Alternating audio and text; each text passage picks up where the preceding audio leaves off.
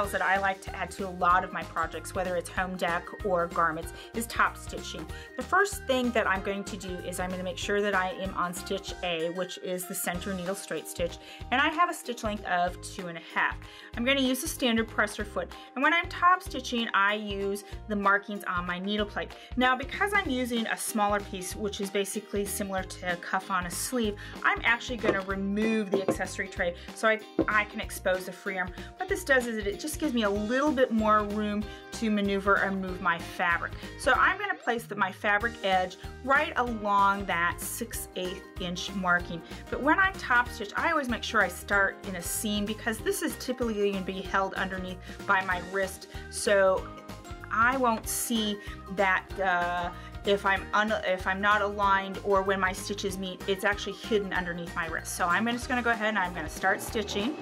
This is my first row, and what I like to do is I like to add several rows just for that extra detail. I think it gives it more of a professional or designer look. And as you can see, having that accessory tray away or taken out has given me a little bit more room for me to maneuver this fabric as I'm stitching around. So I'm coming around the bend here. Pretty soon I'll be at my starting point, and then what I will do is I will literally just overlap those stitches and then move on to my second row.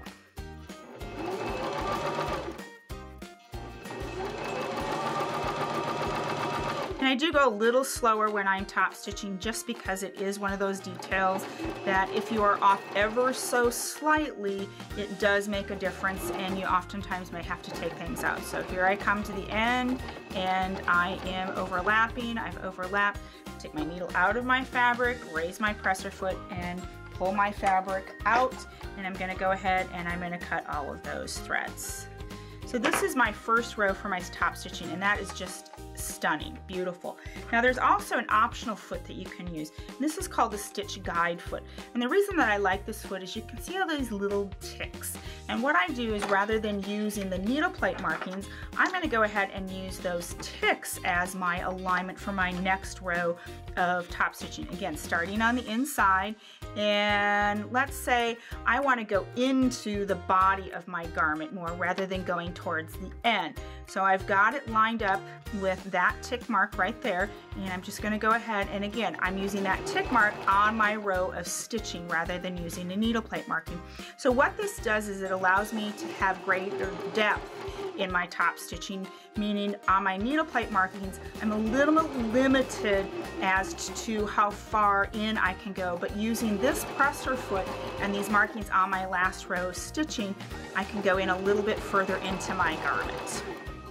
We're just going to keep stitching around, aligning everything as we go. And again, having that accessory tray not in position really does help with me being able to maneuver or manipulate this cuff so that I can stitch around. So we're coming to the end. And at this point, I'm going to stop, and I'm going to go ahead and I'm going to trim these threads. I usually like to get rid of these threads so that they're not in the way.